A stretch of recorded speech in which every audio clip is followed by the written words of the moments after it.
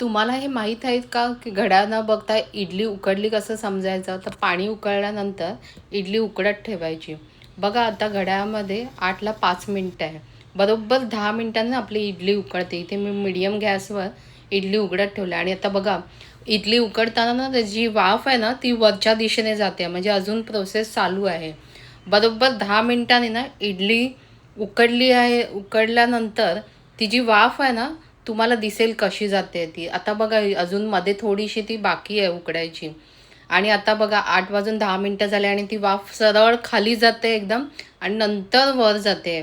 याचा अर्थ तुमची इडली उकडलेली आहे. बघा पूर्ण मधूनही ती चांगली वर आलेली आहे आणि मी आता इथे ना हात लावून बघितलं पाण्यामध्ये हात घालून तर इडली अजिबात हाताला चिटकत नाही. याचा अर्थ तुमची इडली आहे. तेही एक नवीन ट्रिक आहे. कदाचित कोणाला माहीतही असेल, पण माझ्या हे लक्षात आलं म्हणून म्हटलं चला एखादा व्हिडिओ टाकूया. म्हणजे ज्यांना खूप इडल्या उकडाव्या लागतात, त्यांना सारखं-सारखं घड्याळात बघायची गरज नाही.